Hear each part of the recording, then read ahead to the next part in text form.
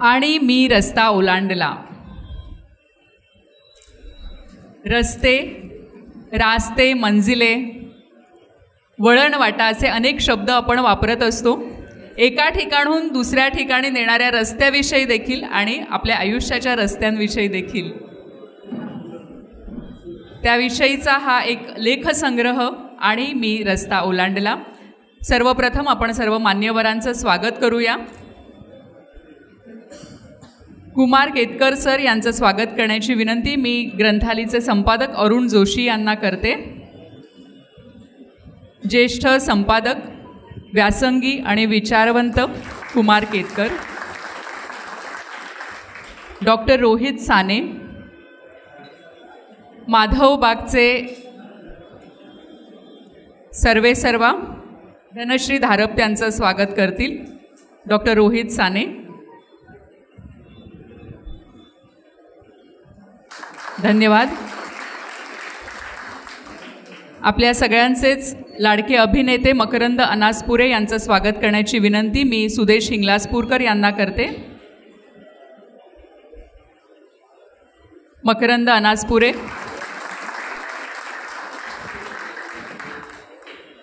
कवी अरुण शेवते यांचं स्वागत करण्याची विनंती अरुण जोशी यांना करते.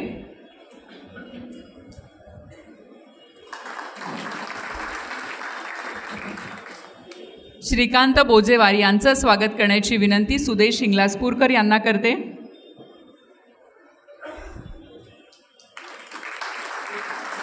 आणि मराठी ग्रंथसंग्रहालय ठाणेचे अध्यक्ष विद्याधर ठाणेकर यांचं स्वागत करण्याची विनंती अरुण जोशी यांना.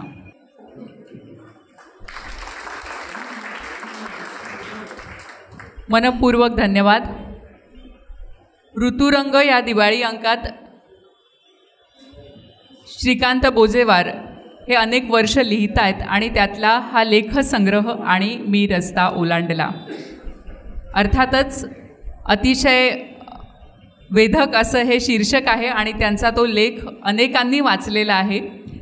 त्यांनीच असं म्हटलेलं आहे की अजूनही त्या लेखाबद्दलचे फोन त्यांना येत असतात आणि असे काही लेख यांचा लेखसंग्रह आणि मी रस्ता ओलांडला. ह्या पुस्तकाच्या प्रकाशनानिमित्त वेगवेगळ्या क्षेत्रातील मान्यवर आज आपल्याला लाभलेले आहेत, ही देखील अतिशय आनंदाची गोष्ट आहे.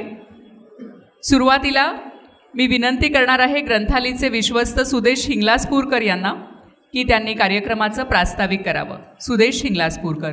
नमस्कार. व्यासपीठावरील सर्व मान्यवर आणि रसिको, आपणा सर्वांचं स्वागत. मराठी ग्रंथसंग्रहालय ठाणे आयोजित ग्रंथालीच्या सहकार्याने श्रीकांत बोजेवार लिखित ग्रंथालीनं प्रकाशित केलेलं आणि मी रस्ता ओलांडला या पुस्तकाचं प्रकाशन कुमार केतकर, डॉक्टर रोहित साने, मकरंद अनासपुरे, अरुण शेवते, विद्याधर ठाणेकर या सगळ्या मान्यवरांच्या उपस्थित होणार आहे याचा आम्हाला आनंद आहे. आजची उत्सवमूर्ती श्रीकांत बोजेवार यांचे मी रस्ता ओलांडताना हे पुस्तक ऋतुरंग दिवाळी अंकातल्या जे लेख प्रसिद्ध झाले होते 2015 ते 22 या 7 वर्षातल्या या लेखांचं संकलन आहे. यातील प्रत्येक लेख म्हणजे त्यांनी दिग्गजांपासून वेगळ्या क्षेत्रात मुसाफिरी करण्यासाठी ओलांडलेले रस्ते आणि त्यातून मांडलेल्या आठवणींचा गोफ आहे. बाकी सगळी मान्यवर मंडळी पुस्तकांबद्दल बोलतील. आता पुढचा सगळा संवाद आहे. तुम्ही तुमच्या ग्रंथाली काय करते, पुढे काय करणार आहे या संदर्भात तुमच्याशी मी बोलणार आहे.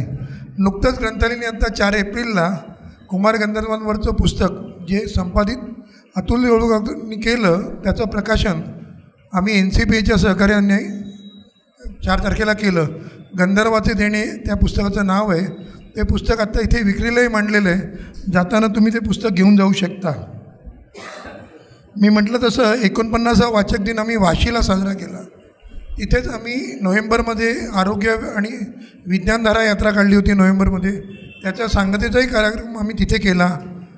नोव्हेंबरमध्ये आम्ही फेब्रुवारीमध्ये आम्ही विज्ञानधारा या आमच्या उपक्रमाअंतर्गत शालेय विद्यार्थ्यांसाठी एकांकिका स्पर्धा आयोजित केली होती. त्याचा कार्यक्रम आम्ही वाशीमध्येच केला. अशा प्रकारचे वेगवेगळे कार्यक्रम ग्रंथालयाने साधारणतः 81 कार्यक्रम गेल्या वर्षात विविध ठिकाणी महाराष्ट्रात जाऊन प्रकाशनाचे असतील, काही उपक्रमाचे असतील असे आम्ही केले. दरमहा आम्ही रुची मासिक प्रकाशित करतो. त्याची वार्षिक वर्गणी 500 रुपये आहे. मुलांसाठी विज्ञानधारा हे मासिक सुरू केलेलं आहे. त्याचं संपादन शरद काळे करतात. त्याची वार्षिक वर्गणी 500 रुपये आहे. तुम्ही जर या दोन्ही वर्गण्या भरल्यात तर तुम्हाला ही मासिकं मिळू शकतात. आता पुढे आम्ही काय करणार आहोत त्याबद्दल मी थोडंसं बोलणार आहे. 13 तारखेला आम्ही प्रतिभांगणमध्ये ईशा टूरसोबत ईशा टूरच्या सहकार्याने आनंद यात्रा पर्यटनाची हा एक नवीन उपक्रम सुरू करतो आहोत. त्यात आम्ही पहिली जी मुलाखत घेणार आहोत ती अरुण सबनीस यांची. त्यांनी 100 देश फिरलेले आहेत ते, तर त्यांची मुलाखत तिथे घेतली जाईल. तिथे निमंत्रितांना बोलवलं जातं. तुम्ही जर आपलं नाव आधी नोंदवलं धनश्री जाधव यांच्याकडे तर तुम्हाला त्या कार्यक्रमाला येता येईल. कारण त्या वास्तूत 80 जणांची बसायची फक्त सोय आहे. त्यानिमित्ताने 80 जणांना आम्ही तिथे सामावून घेऊ शकतो. जो कार्यक्रम तिथे होतो तो पूर्ण रेकॉर्ड केला जातो. नंतर तो एडिट करून समीर कदम इथे आला आहे, तो आमच्या त्या यूट्यूब चॅनलवरती टाकतो.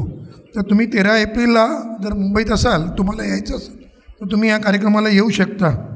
दुसरं 14 नोव्हेंबर आहे. 14 तारखेला आम्ही एप्रिलला नरेंद्र जाधव यांचं आमचा बाप आणि आम्ही हे पुस्तक, मी याचा पहिला जेव्हा प्रकाशन समारंभ झाला होता त्यावेळी तेंडुलकर तिथे पहिल्या प्रकाशनाला आले होते. 25व्या आवृत्तीच्या प्रकाशनाला पु ल देशपांडे आले होते. नंतर 1000व्या एडिशनला नगरमध्ये निळू फुले आले होते. आणि आता 200वी आवृत्ती आम्ही राजभवनमध्ये प्रकाशित करत आहोत 14 एप्रिलला. फक्त तिथे आता सगळं आचारसंहिता आहे त्यामुळे सगळ्यांना काही बोलवता येणार नाही. त्यांच्या घरात छोटेखानी तो कार्यक्रम होणार आहे, परंतु तिकडचा प्रकाशन समारंभ पूर्ण रेकॉर्ड केला जाईल आणि नंतर तो तुम्हाला आमच्या यूट्यूब चॅनलवरती बघता येऊ शकेल. 27 एप्रिलला आम्ही अलमित्रा पटेल, केमिकल इंजिनिअरमधली पहिली महिला, तिचं आम्ही आत्मकथन काढतो आहोत. वेस्ट वॉरियर म्हणून या पुस्तकाचं नाव आहे. इंग्रजीमध्ये प्रकाशित होणार आहे बँगलोरला. जूनमध्ये त्याचं मराठी अनुवाद येईल आणि मग मुंबईत त्याचं मराठी प्रकाशन आम्ही करणार आहोत. तर अशा प्रकारचे वेगवेगळे कार्यक्रम ग्रंथालय करत राहते. तुमच्यासारखे वाचक लेखक त्याला प्रतिसाद देतात. तसंच ग्रंथालयाने असं ठरवलं आहे की 50शी निमित्त, जसं आपला वाचक दिन ग्रंथालय मुंबईत करते, 49वा आम्ही वाशीला केला होता, तर आत्ता आम्ही जसं मुंबईत वाचक दिन करणार आहोत तसं महाराष्ट्रात 5 ठिकाणी वाचक दिन करणार आहोत. आत्ताच नुकतीच माझे ठाणेदारांशी आणि चांगदेव काळेंशी बोलणं झालं. ठाण्यात आम्ही 8 आणि 9 नोव्हेंबरला इथे वाचक दिन करणार आहोत आणि तो सातत्याने 3 वर्ष होणारच आहे. म्हणजे नुसता यावर्षी 50वे म्हणून केला तर असं काही होणार नाही. तसाच एक वाचक दिन नागपूरला होईल, औरंगाबादला होईल, पुण्यात होईल आणि रत्नागिरीत होईल. तर अशा प्रकारे वाचक दिन होतील आणि ते त्यांच्या ज्या तारखा ठरतील. समजा इथे नोव्हेंबरला आहे तर ऑक्टोबरला तो नागपूरला होईल, 20 ऑक्टोबरला समजा नागपूरला झाला तर 25 ऑक्टोबरला औरंगाबादला होईल. अशा पद्धतीने वाचक दिन होईल. त्यावेळी आम्ही जसं आमच्या वाचक दिनाला आमच्याच लेखकांची पुस्तकं प्रकाशित करत असतो, तर इथे आम्ही त्या जिल्ह्यातल्या प्रकाशक जे आहेत त्यांच्या लेखकांची पुस्तकं तिथे आम्ही प्रकाशित करणार आहोत. छोटेखानी पुस्तकांचं एक्झिबिशन 2 दिवस तिथे मांडलं जाईल आणि स्थानिक संस्थेच्या वतीने जो काही विषय ठरेल, परिसंवादाचा असेल किंवा एखादी संगीतिक मैफिल असेल, ते त्याची आखणी होईल आणि तो वाचक दिन साजरा केला जाईल. जेणेकरून ठिकठिकाणी असे वाचक दिन जिल्ह्यात घडले तर खऱ्या अर्थाने वाचनाला एक चांगली गती येऊ शकेल असं आम्हाला वाटतं. त्यानिमित्ताने आम्ही उपक्रम तो सुरू करतो आहोत. दुसरं, आत्ताच मी आज सकाळी राणी दुर्वे आणि सुनंदा भोसेकर यांना म्हटलं आहे की तुम्ही जर असा वेगळा काही एखादा कार्यक्रम आखला तर तो ग्रंथालयाला साहित्य विषयक जरा एका वेगळ्या उंचीवर नेणारा तुम्ही आका, तो आम्हाला आमच्या प्रतिभांगणमध्ये करायला आवडेल.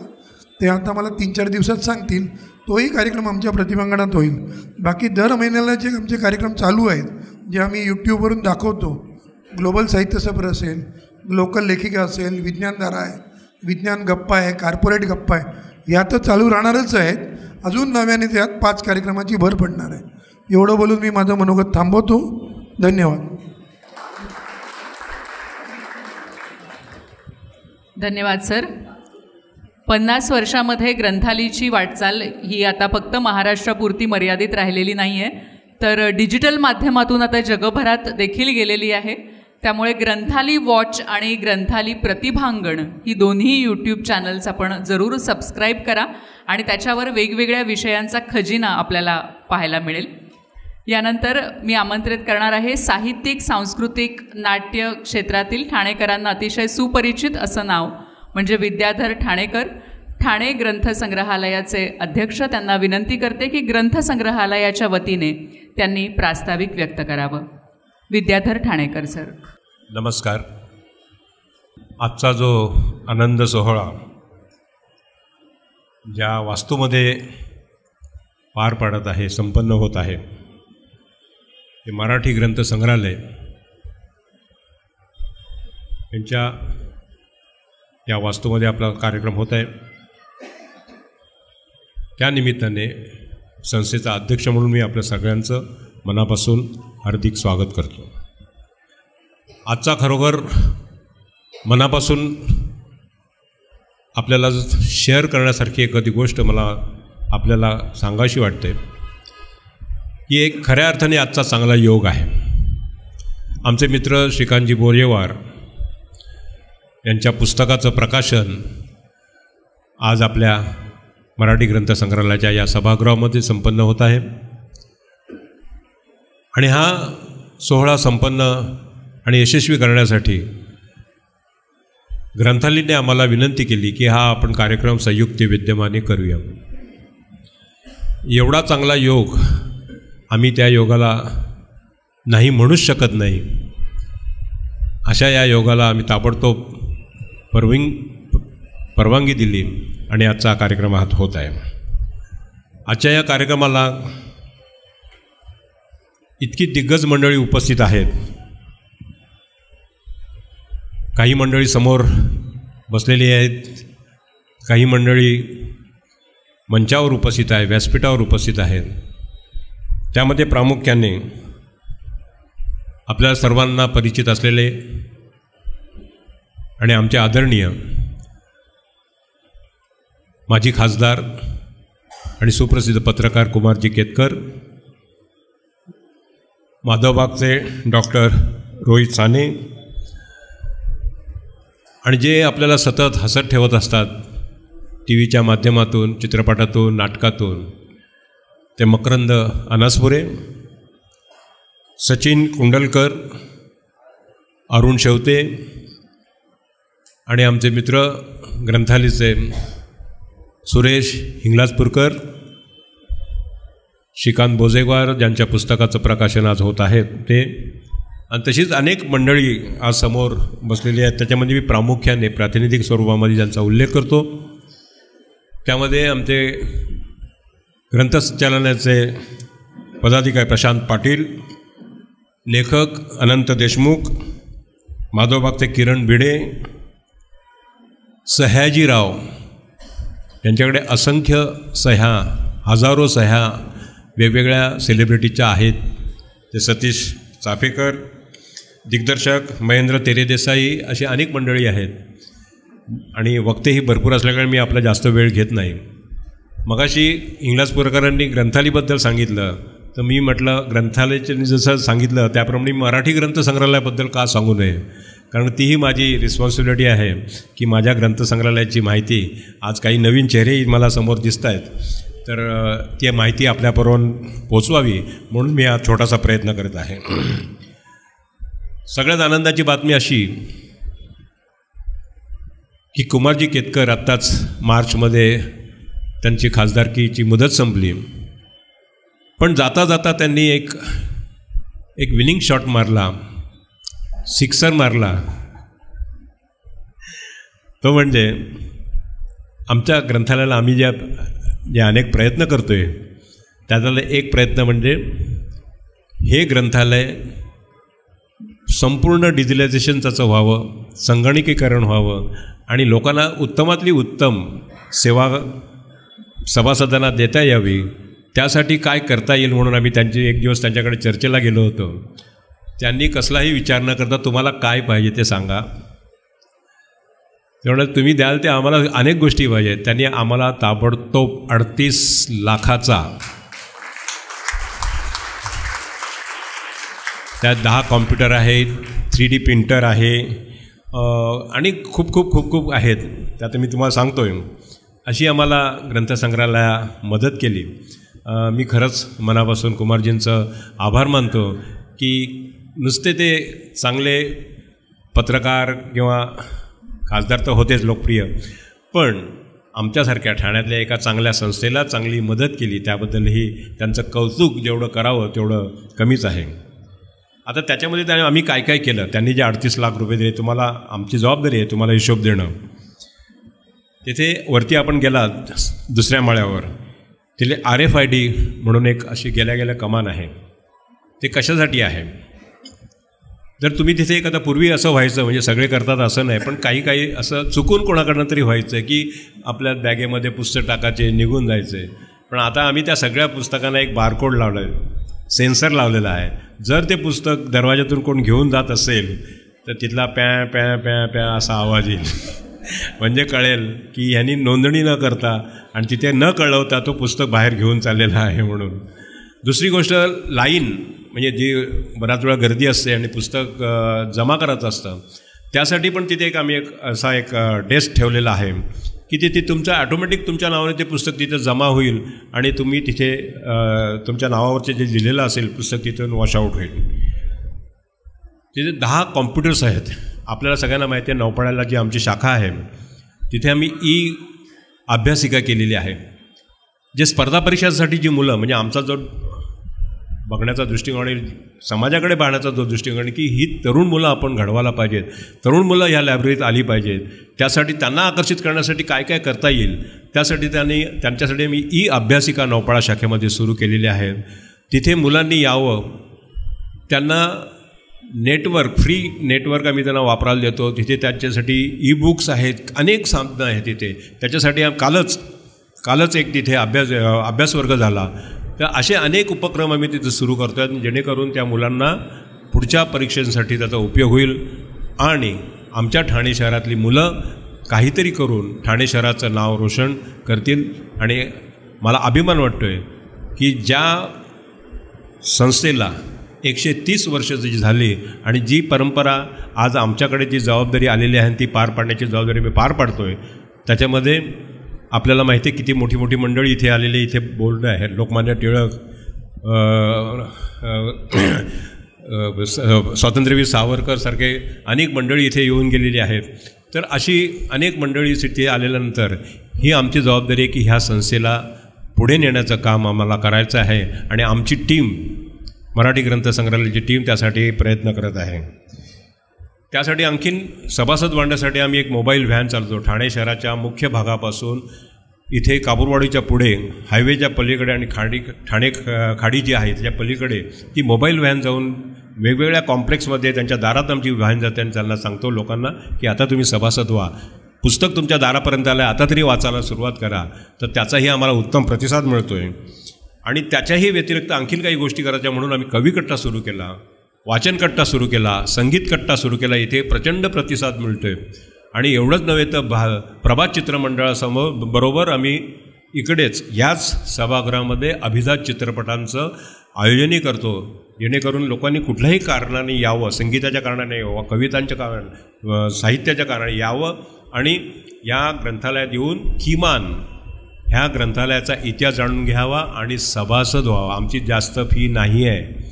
आपल्याला मी विनंती करतो आहे की ही जागा कलेक्टरच्या ताब्यात जाईल. इथे जर सभासद आले नाहीत तर आपलं ग्रंथालय बंद पडू शकतं. जास्तीत जास्त सभासद इथे झाले पाहिजे आणि या संस्थेची जी परंपरा आहे ती आपण पुढे चालू ठेवली पाहिजे. याच्यासाठी मी आपल्याला विनंती करतो की आपणही सावकाश या, कधी आम्ही काय काय करतो ती बघाय.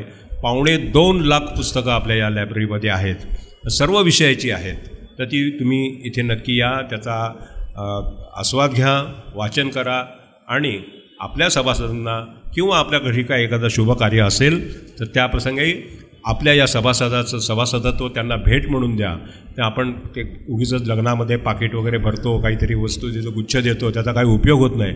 त्याला त्या सभासदाचं कार्ड द्या सभासदाचं आणि सभासद संख्या वाढवण्यासाठी आपण सगळ्यांनी आम्हाला सहकार्य करा. एवढं मी विनंती करून माझे 2 शब्द संपवतो. धन्यवाद.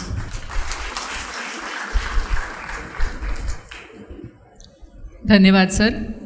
वाचन संस्कृतीचा प्रचार प्रसार करण्यासाठी ग्रंथसंग्रहालय आपल्या सगळ्यांच्याच आयुष्यात खूप महत्त्वाचं काम करत असतात आणि त्यातलंच 130 वर्षांची परंपरा असलेलं मराठी ग्रंथसंग्रहालय ठाणे.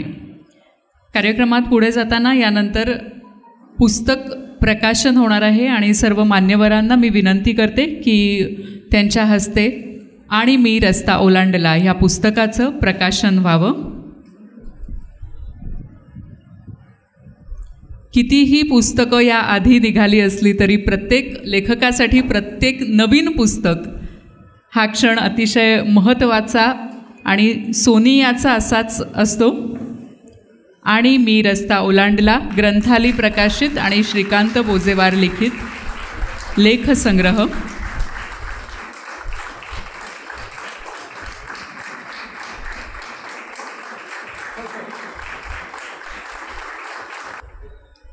मनपूर्वक धन्यवाद. पुस्तक प्रकाशन एक अतिशय आनंदाचा असा सोहळा लेखकासाठी आणि सर्व वाचकांसाठी देखील. आणि म्हणूनच लेखकाचं मनोगत, लेखकाच्या भावना आपल्याला लगेच ऐकायला आवडतील. तत्पूर्वी श्रीकांतजी बोजेवार यांची ओळख खरं तर आपल्या सगळ्यांना आहेच, पण महाराष्ट्र राज्य पुरस्कार विजेत्या स्तंभ लेखकापासून तर चित्रपट लेखन पत्रकारिता यांचा गेल्या 32 वर्षांचा त्यांचा कलात्मक प्रवास आहे. सकाळ, लोकसत्ता, महाराष्ट्र टाइम्स अशा आघाडीच्या मराठी दैनिकात गेली 3 दशकं महत्त्वाच्या जबाबदाऱ्या त्यांनी सांभाळलेल्या आहेत. लोकसत्तामध्ये सलग 15 वर्ष चित्रपट समीक्षणं त्यांनी लिहिलेली आहेत आणि त्यांच्या समीक्षणाच्या शैलीचा ठसा, वेगळा ठसा त्यांनी उमटवलेला आहे. 10 मराठी चित्रपट, 3 TV मालिका, 4 कादंबऱ्या आणि सतत 23 वर्ष सामाजिक, राजकीय, विनोदी स्तंभलेखन असा त्यांचा लेखन प्रवास अव्याहत सुरू आहे. चित्रपटविषयक लेखनाची पुस्तकं त्यांची प्रकाशित आहेत. मुंबईत फिल्म फेस्टिवल आणि फिल्म कल्चर रुजवण्याच्या कामात त्यांचा महत्त्वाचा सहभाग आहे. लोकसत्ता आणि महाराष्ट्र टाइम्समधलं तंबी दुराई हे त्यांचं टोपण नाव आणि तंबी दुराईच्या लेखनाचे अनेक चाहते महाराष्ट्रात आणि महाराष्ट्राच्या बाहेरही पसरलेले आहेत. याशिवाय एक महत्त्वाचं काम ते करतायत, म्हणजे जुन्या नियतकालिकांमधील उत्तमोत्तम लेखांना पुनरुज्जीवित करत असलेल्या पुनश्च.com या संकेतस्थळाचे ते संपादकीय सल्लागार आहेत. त्यांनी एका लेखामध्ये, याच पुस्तकातील एका लेखामध्ये असं नमूद केलेलं आहे की त्यांचं आणि गणिताचं कधी सूर जुळले नाहीत, पण त्यांच्या पुस्तकांची नावं वाचली की मला असं वाटतं की त्यांना आकडे भरपूर आवडत असावेत. म्हणजे अगदी 1.5 दमडी, 2.25 पायांचा माणूस, 2 फुल 1 हाफ आणि नंतर डायरेक्ट 1000, 1000ची नोट. अर्थातच आणखीही त्यांची बरीच पुस्तकं प्रकाशित आहेत. तर ह्या नव्या पुस्तक प्रकाशनाच्या दिवशी त्यांनी आपल्या भावना व्यक्त कराव्यात अशी मी त्यांना विनंती करते. श्रीकांतजी बोजेवार. नमस्कार. आदरणीय कुमार केतकर, ज्येष्ठ पत्रकार, पद्मश्री आणि ज्यांच्या पत्रकारितेचा, वैचारिकतेचा सगळा वसा माझ्या परीने चालवण्याचा मी प्रयत्न करतो आहे असे कुमार केतकर. त्यानंतर ग्रामीण भागातून आल्यानंतर रस्ता ओलांडणं किती कठीण असतं इथे शहरामध्ये, त्याचा एक स्वतःसुद्धा एक मोठं उदाहरण असलेले माझे आवडते अभिनेते मकरंद अनासपुरे. आत्ता मी जरा तुम्हाला 6-7.5 किलो थोडासा कमी झाल्यासारखं जर वाटत असेल तर त्याचं श्रेय ज्यांना आहे ते माझे मित्र डॉक्टर रोहित साने, ज्यांच्यामुळे हे पुस्तक आकाराला हे सगळे मी लेख लिहिले. ते माझे मित्र ऋतुरंगचे संपादक अरुण शेवते, ज्यांनी हे पुस्तक प्रसिद्ध केलं, ते ग्रंथालयाचे सुदेश इंगलासपूरकर, आणि ज्यांच्या प्रेमाने, ज्यांच्या प्रेमामुळे, ज्यांच्या मैत्रीमुळे आपण इथे हा कार्यक्रम करतो आहे ते ठाणे मराठी ग्रंथसंग्रहालयाचे अध्यक्ष माझे मित्र ठाणेकर. आणि मी रस्ता ओलांडला या शीर्षकातून काही गोष्टी कदाचित कळत असतील, काही गोष्टी कळत नसतील, परंतु यातले जे सगळे लेख आहे पुस्तकातले ते सर्व खरं शेवतेंच्या आग्रहामुळे जन्माला आल्या. म्हणजे ऋतुरंग आणि शेवते हे जर नसते तर हे लेख कदाचित जन्माला आले नसते, निमित्त झालं. म्हणजे ऋतुरंगाचा एक असा दबदबा आज तयार झालेला आहे की प्रत्येकाला असं वाटतं की या अंकात आपला लेख असायला हवा.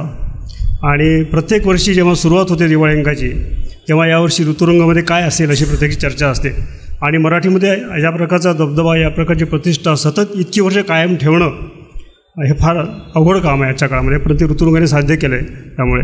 आणि मला खरं तर माझ्या डोक्यात पुस्तकाचं प्रकाशन करणं, आत्ता माझे जवळपास 13वं पुस्तक आहे, आत्तापर्यंत कधी प्रकाशन केलं नाही आहे. हा सुद्धा आग्रह सुजय शिंगलाजपूरकर आणि अरुण शेवते या दोघांचा प्रेमाचा आग्रह होता याच्यामुळे. आणि हा जो पुस्तकाचं जे शीर्षक आहे आणि मी रस्ता ओलांडला, तो लेख मला आता तो लेख प्रसिद्ध होऊन पण मला जवळपास 15 वर्ष झाली, परंतु मला वाटतं असा एकही महिना जात नाही की त्या लेखावरती मला प्रतिक्रिया आली नाही आतापर्यंत. त्याचं कारण आहे मुळात मी आज जे दिसतो आहे, म्हणजे आज मी पत्रकार म्हणून माहीत आहे, थोडासा लेखक म्हणून माहीत आहे, थोडं सिनेमात पण काम केलं आहे. मात्र हे सगळं होण्यापूर्वी मी जो होतो तो मी एक साधा ITIचा टेक्निशियन होतो आणि TV कंपनीमध्ये नोकरी करत होतो. आणि कधी कल्पनासुद्धा केली नव्हती की मी असं काहीतरी आयुष्यात पुढे काहीतरी माझा मार्ग बदलेल किंवा मी लेखक होईन किंवा असं पत्रकार होईन, कारण मी त्या अर्थाने पत्रकारितेचा कुठलाही कोर्स केलेला नाही आहे या अर्थाने असं. त्यामुळे मग माझ्या डोक्यात असं काही नव्हतं. आणि एका क्षणी मला अशी संधी मिळाली त्याप्रमाणे. आणि म्हणजे खरं केतकरांच्या वैचारिक याचं दुसरं टोक आहे ते म्हणजे भाऊ तोरसेकर. भाऊ तोरसेकरांमुळे खरं पत्रकार झालो मी त्यामुळे. बरं पुढे टिकलो आणि राहिलो ते यांच्या संस्कारामध्ये, परंतु झालो भाऊंमुळे. म्हणजे संस्कार पुढचे नंतरचे संस्कार इतके घट्ट आहेत की मी आज नेहरू जॅकेट घालून आलो आहे. जॅकेटचं नावच नेहरू जॅकेट आहे.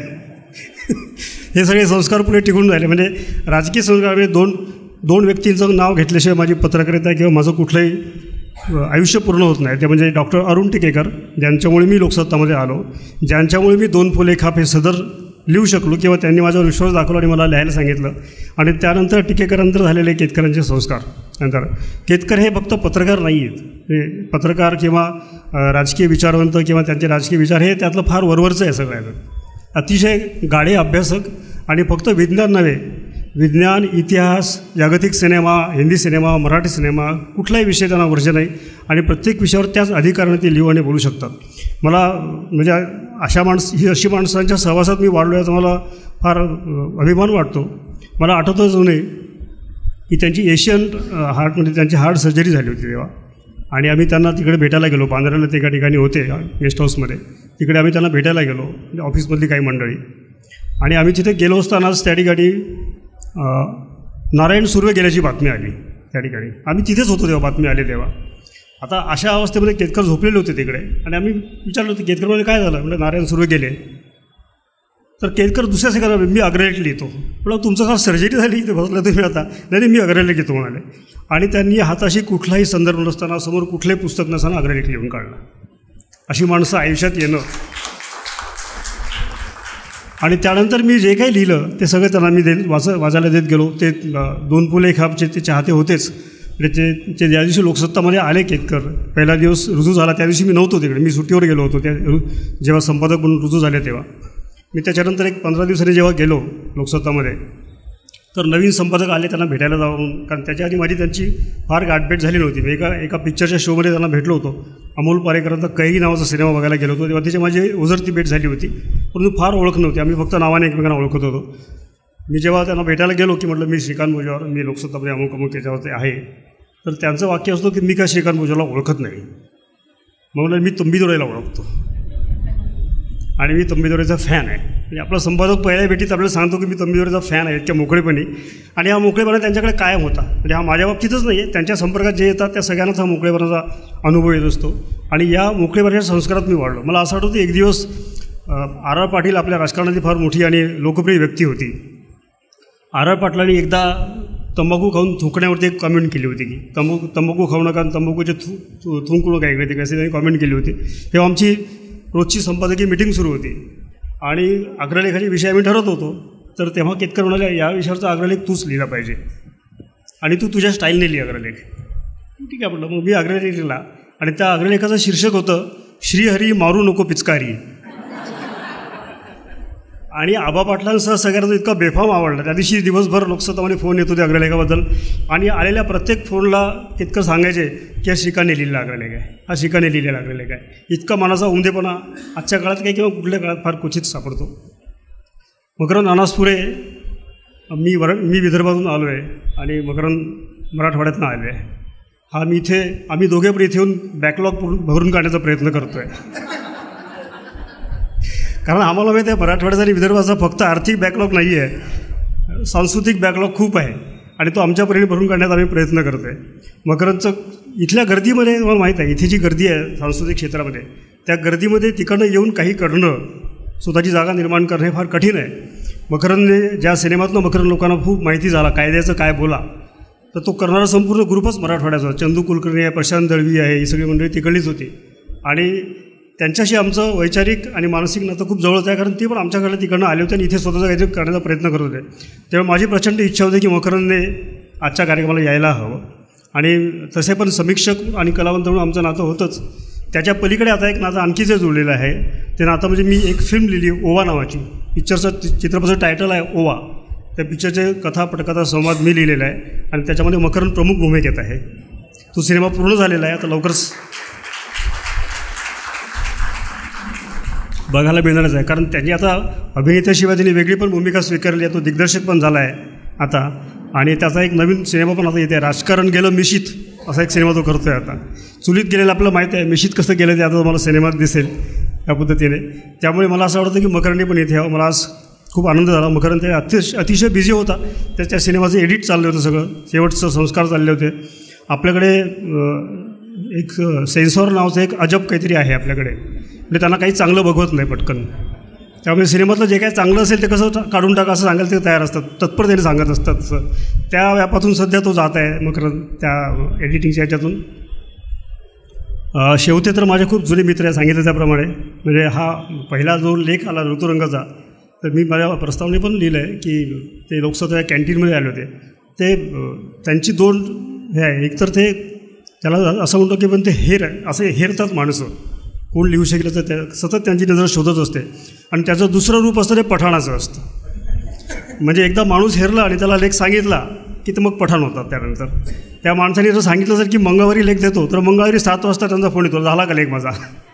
अशा पद्धतीने ते पण ते खूप प्रेमळ पठाण आहेत, अर्थात ते खूप प्रेमाने सगळं करत असतात. आणि रोहित साणे हे माझे अलीकडे झालेले मित्र, अलीकडे झालेलेच नाही आहे. त्यांचं नाव मी खूप दिवस ऐकून होतो, परंतु माझे मित्र इथे बसले किरण भिडेमुळे माझी त्यांची ओळख झाली. म्हणजे आम्ही मित्र तर आहोतच, पण त्याच्या पलीकडे पण आमचे आता एक पेशंट आणि रुग्ण असे पण संबंध आहे, पण ते आता खरं दुय्यम ठरले आणि चांगले मित्र झाले आहेत माझे. त्यामुळे माझा आग्रह होता त्यांनी पण अशा कार्यक्रमाला यावं. पुस्तकात जे आहे त्याला थोडंसं मी काय आत्मचरित्र लिहिण्या एवढा मोठा झालेला नाही, मला कल्पना आहे, पण हे थोडेसे चरित्रात्मक लेख आहे आणि आठवणी आहेत. म्हणजे खरं चरित्रात्मक म्हणता येणार नाही, आठवणी आहेत. काही त्यात गावच्या आठवणी आहे, काही मुंबईच्या आठवणी आहे, काही मी जेव्हा पत्रकार नव्हतो तेव्हा मी काय करतो आणि पत्रकारितेकडे कसं आलो याच्या आठवणी आहेत. असे एकत्र लेख केलेले आहे. एक लेख तुम्हाला कदाचित त्यातला शेवटचा जो लेख आहे तो अभिनेता इरफान खानवर लिहिला आहे. माझा अत्यंत आवडता अभिनेता, अनेकांना आवडतो तो अभिनेता म्हणून. त्याच्यावरचा लेख आहे. खरं तर तो या लेखांची जी प्रकृती आहे, पुस्तकाची बाकीची प्रवृत्ती, त्या प्रवृत्तीमध्ये बसणारा लेख नाही आहे. पण शेवटचं ठरलेलं असतं की हे लेख घ्यायचे तर घ्यायचे. त्यामुळे त्यांना मी सांगून बघितलं एकदा की म्हटलं हा लेख या प्रकृतीमध्ये बसत नाही, तर ते म्हणाले प्रकृती एकच आहे की ऋतुरंगमध्ये छापून आलेले लेख, त्या प्रकृतीमध्ये हा लेख बसतो. त्यामुळे तो लेख तसाच ठेवला त्यांच्या प्रेमाखातर. तर हे पुस्तक कसं झालं का ते सगळं तुम्ही प्रत्यक्ष सांभाल. माझ्या प्रेमापुटी आहे तिथे खूप जण आलेले आहेत, त्या सगळ्यांचे मनपूर्वक आभार मानतो. पुस्तकाच्या प्रकाशनाला एखादा हॉल भरून जाणं हे फार क्वचित असतं. हे भाग्य आज मला लाभलं तुमच्या सगळ्यांमुळे. त्यामुळे इथल्या सगळ्यांचे आभार, माझ्या मित्रमंडळीचे आणि तुम्हा सगळ्यांचे पण आभार मानतो. धन्यवाद.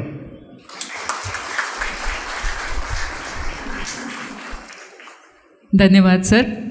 नक्कीच आपण सगळेजण हे पुस्तक वाचायला उत्सुक आहोत आणि हे पुस्तक आज इथे विक्रीसाठी उपलब्ध आहे. 40% सवलतीच्या दरात आजच्या प्रकाशनाच्या दिवशी हे पुस्तक उपलब्ध आहे. तर जरूर आपण सगळेजण पुस्तक घेऊनच घरी जाऊया. यानंतर मी आमंत्रित करणार आहे ज्यांचं नाव आपण नेहमीच ऐकत असतो ते डॉक्टर रोहित साने, वैद्य साने आयुर्वेद लॅब्स लिमिटेड, म्हणजेच आपल्या सर्वांना परिचित असलेल्या माधवबागचे MD आणि CEO. आयुर्वेदात सांगितलेल्या विविध उपचार पद्धती आणि आधुनिक वैद्यकीय ज्ञान यांची सांगड घालून डॉक्टर साने यांनी संपूर्ण हृदय शुद्धीकरण ही हृदयरोगावरील वैशिष्ट्यपूर्ण उपचार पद्धती विकसित केलेली आहे.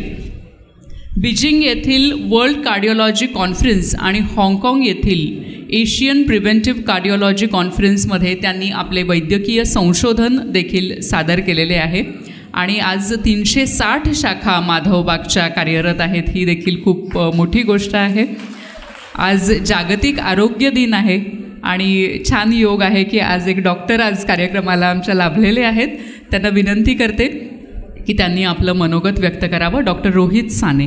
व्यासपीठावरील मान्यवर आणि व्यासपीठासमोरील मान्यवर सगळ्यांना मी खरं आज खूप चांगला दिवस आहे, कारण का जागतिक आरोग्य दिन आहेच.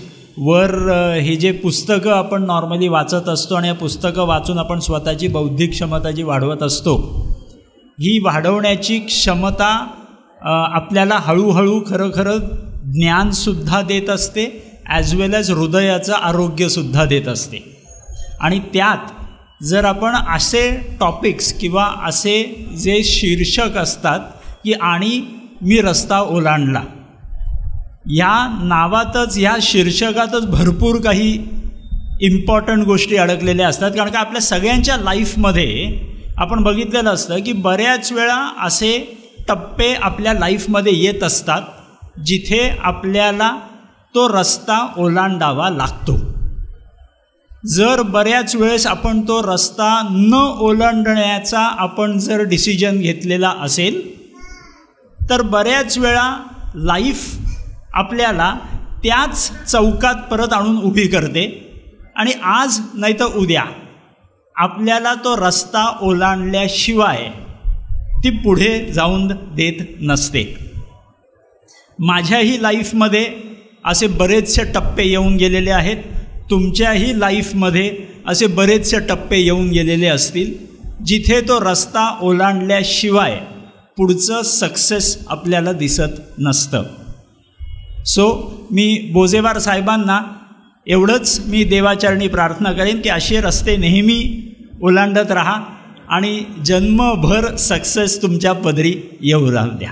Thank you very much. मनपूर्वक धन्यवाद सर. आणि मी रस्ता ओलांडला, जसं बोजेवार सरांनी मगाशी सांगितलं की ऋतुरंग या दिवाळी अंकामध्ये हे लेख प्रकाशित झाले होते आणि त्याचे संपादक अरुणजी शेवते आज आपल्याबरोबर आहेत. कावळ्यांच्या कविता, साफिया बेगम, तळघर, शर्वरीच्या कविता असे त्यांचे कविता संग्रह प्रकाशित आहेत. जितके ते कवी म्हणून परिचित आहेत तितकेच ऋतुरंगचे संपादक म्हणूनही 1993 पासून दरवर्षी एक वेगळी थीम घेऊन नाविन्यपूर्ण अंक ते काढत असतात. आशय, विषय आणि उत्तम लेख याबरोबर ऋतुरंगचे आणखी एक आकर्षण किंवा खासियत म्हणजे हिंदीमधील लेखक आपल्याला वाचायला मिळतात. ज्ञानपीठ प्राप्त गुलजारजींचे लेख आम्हाला वाचायला मिळतात. ही देखील फार मोठी गोष्ट आहे. आणि त्यांच्या पुस्तकांना तर अनेक पुरस्कार लाभलेले आहेतच, पण दिवाळी अंकाला देखील 65 पुरस्कार आजवर लाभलेले आहेत. आणि दिवाळी अंकातील लेखांची आजवर 80 पुस्तकं निघालेली आहेत. त्यातलंच हे एक आणि मी रस्ता ओलांडला. शेवते सरांना विनंती करते की आपण या प्रकाशन सोहळ्याप्रसंगी आपलं मनोगत व्यक्त करावं. अरुणजी शेवते. आज ज्यांचं पुस्तक प्रकाशित होत आहे ते माझे मित्र श्रीकांत बोजेवार, माझे ज्येष्ठ स्नेही आदरणीय कुमार केतकरजी, मुकुंद अनासपुरे, डॉक्टर साने, ठाणे ग्रंथालयाचे अध्यक्ष आणि सुदेश इंग्लसपूरकर, ज्यांच्यामुळं आज हे पुस्तक प्रकाशित होत आहे. खरं तर मला खूप आनंद वाटतो की श्रीकांत बोजेवारांची आणि माझी जवळजवळ 15 ते 20 वर्षापासूनची मैत्री आहे. मी, किशोर मेढे, अरुण जाखडे असे आम्ही समकालीन मित्र. आणि कुमार केतकर लोकसत्तेमध्ये संपादक असताना मी त्यांना नेहमी भेटायचो आणि त्यावेळेस मी श्रीकांत बोजेवारांना भेटलो आणि माझ्या मनामध्ये अशी एक वेगळी थीम चालू होती की काहीतरी यावर्षी असे वेगळे लेखक आपल्याला हवेत.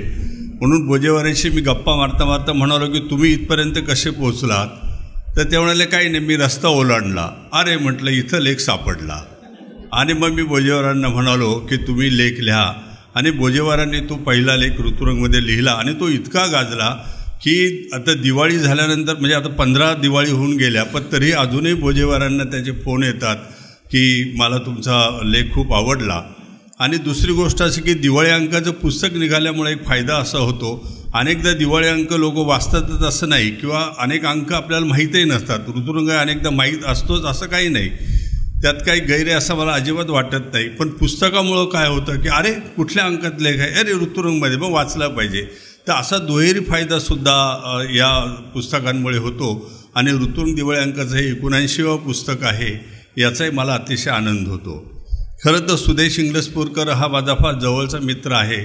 आणि त्याची माझी ओळख होण्यापूर्वी म्हणजे कुमार केतकर, दिनकर गांगल, अरुण साधू यांची ओळख होण्यापूर्वी 1981-82 साली नगरला ग्रंथालयाची यात्रा आली होती. आणि त्यावेळेस मी ओळख देत नसतानासुद्धा ग्रंथालयावर एक विशेषांक काढला होता. आणि त्या विशेषांकापासून माझी आणि ग्रंथालयाचा संबंध आला. आणि त्याचं पुन्हा एक वैशिष्ट्य असं की ते अंक काढत असताना मी ते एका दैनिकामध्ये मी नोकरी करत होतो. आणि मी पु ल देशपांडेंना पत्र लिहिलं की ग्रंथालय एक अशी अभिनव चळवळ करते आणि ग्रंथालयाच्या चळवळीविषयी तुम्हाला काय वाटतं ते कळवा. आणि पु ल देशपांडेंनी मला पत्र लिहून कळवलं की ग्रंथालयाविषयी मला काय वाटतं. आणि मला वाटतं पुलंचं ते पहिलंच पत्र आणि पहिलाच उद्गार अंजन हे दैनिक तिथं मी काम करत होतो. तर त्यामुळं एक फायदा असा होतो की आपली ओळख नसतानासुद्धा आपण जर कुणाला दाद दिली तर ती माणसंसुद्धा जन्मभर आपल्याला दाद देत असतात. आणि सुदेश हा दाद देण्यामध्ये अतिशय पाटयत माणूस आहे.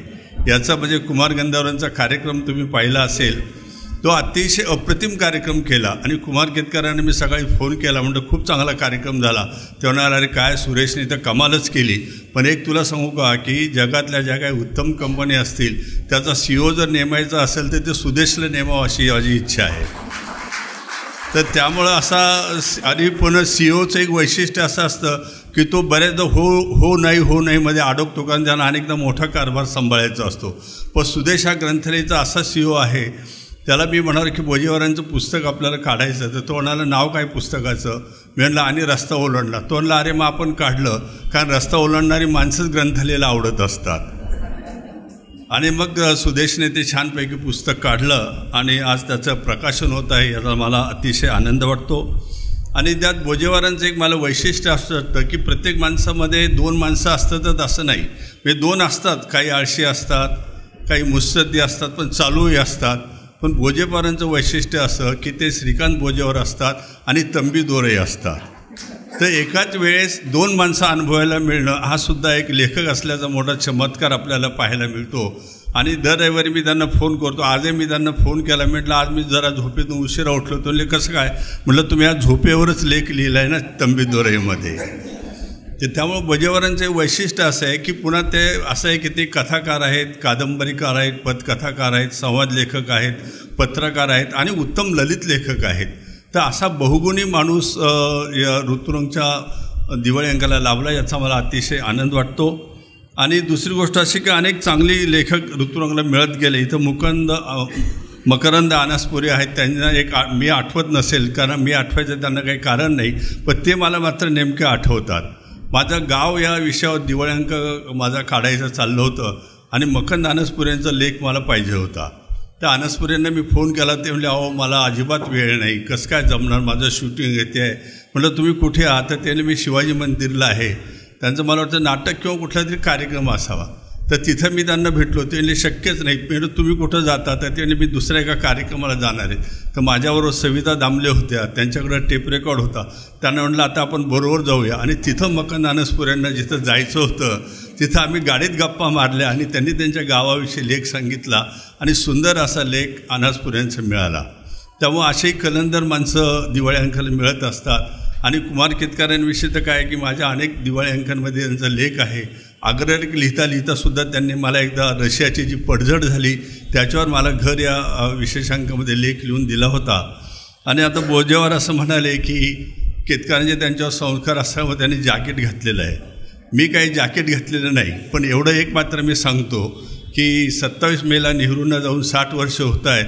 तर 1 वर्ष अगोदरच मी ऋतूमध्ये नेहरूंवर 2 लेख छापले आणि नेहरूंना मी आदरांजली वाहिलेली आहे. तर या ठिकाणी खरं तर बोलण्यासारखं बरंचसं आहे.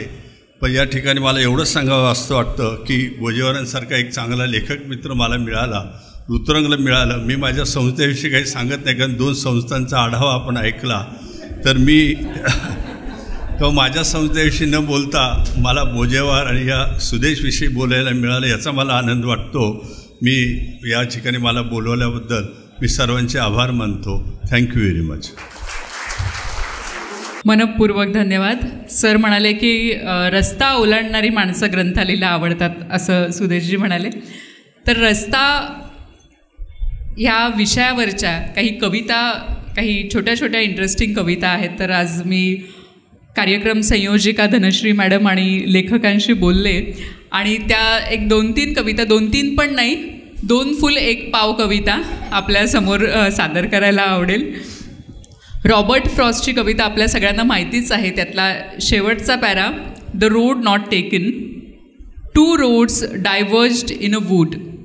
2 roads diverged in a wood and I took the one less traveled by, and that has made all the difference, and that has made all the difference. आणि मी रस्ता ओलांडला. इंदिरा संत इंदिराबाई म्हणतात, किती वाटा चुकल्यामुळे चुकलेल्या, चुकल्यामुळे न भेटलेल्या, राहूनच गेलेल्या. किती योगायोग हुकलेले, न आलेले, येऊनही न उमजलेले, धुक्यात हरवलेले. किती राहून गेलेले, ठरवलेले, न ठरवलेले, कल्पनेतही न आलेले, अदृश्यात लपलेले. किती चुकामुक. हे सगळे एक वेगळे जग, आपलेच पण आपल्या शिवायचे. काळजात गुंतून राहिलेले, पण तसे केव्हाच आभाळापाशी पोहोचलेले.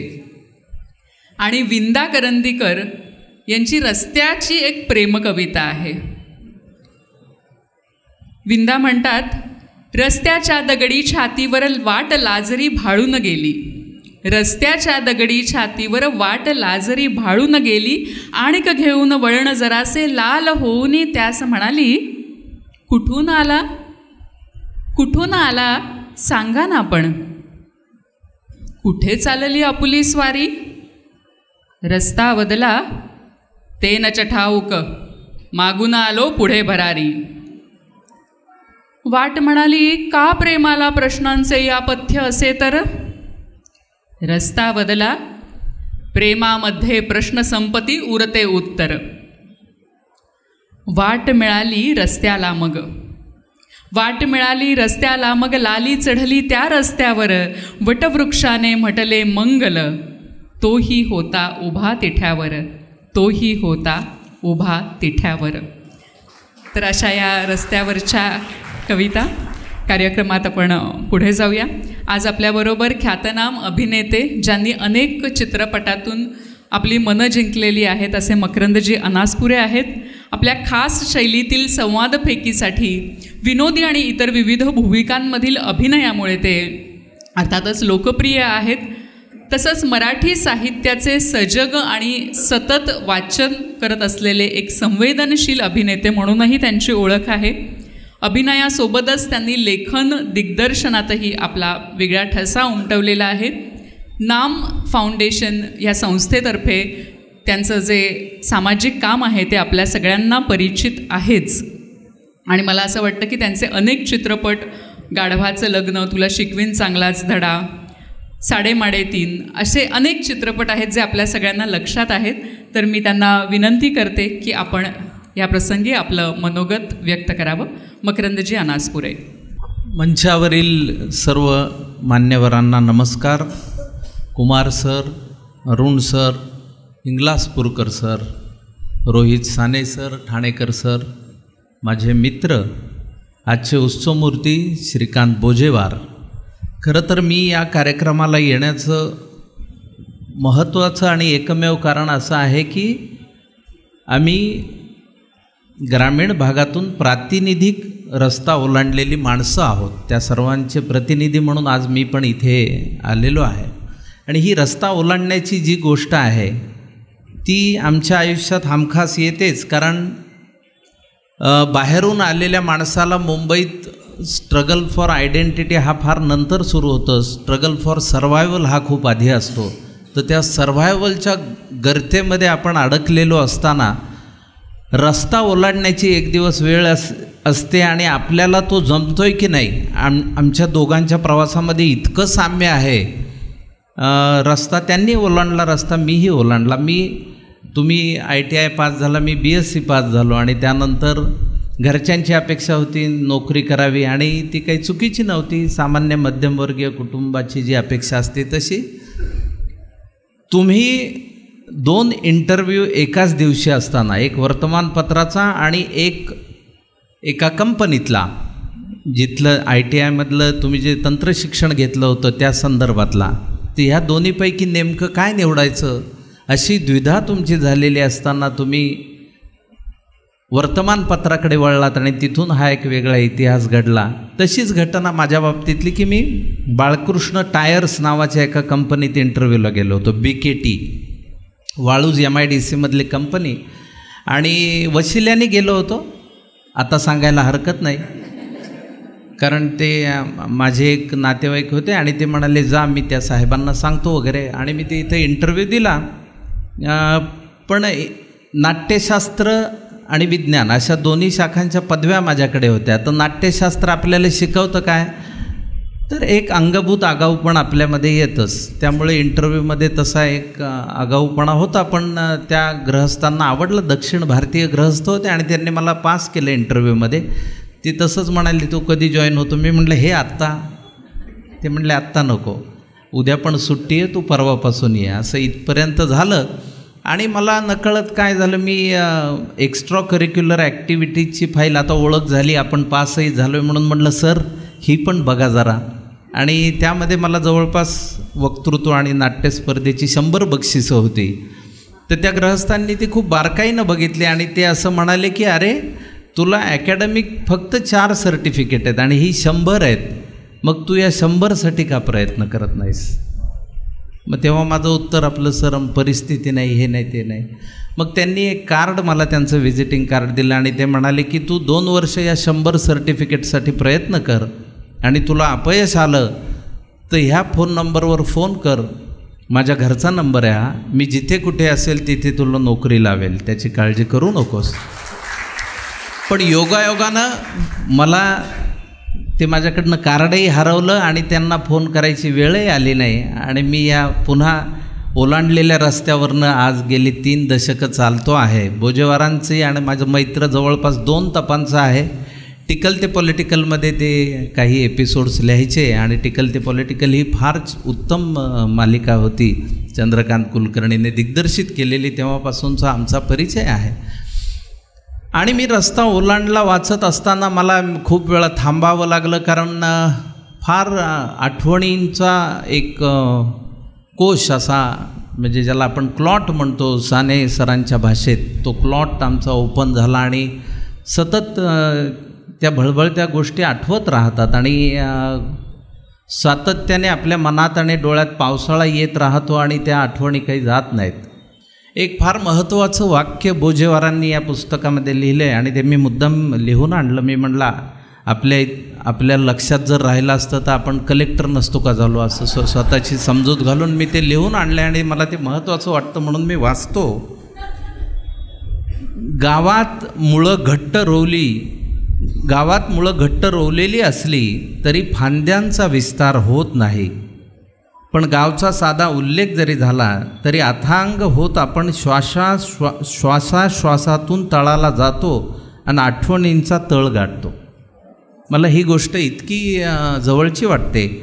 आजही गावातली माणसं जसं त्यांनी त्यांच्या त्या लेखांमध्ये विविध गावातल्या कॅरेक्टर्सचा उल्लेख केलेला आहे, ताजुद्दीन रिक्षावाला असेल, हिजबू असेल, तशी माझ्या गावातली पण मंडळी. मी अगदी मागच्या वर्षी आमच्या गावात एक बीडला मी शिकलो 12वीपर्यंत आणि एक अख्तर पेंटर नावाचा एक गृहस्थ आहे आणि म्हणजे मला नेहमी असं वाटतं की मला त्याच्या 1 जरी कला आली तरी मी स्वतःला फार धन्य समजेन. कारण तो काय नाही करायचा, एक तर तो पेंटर होता त्यामुळे खूप पाट्या रंगवायचा, दुसरं तो स्वतः हलगी वाजवत हिंदी सिनेमाची जाहिरात करायचा.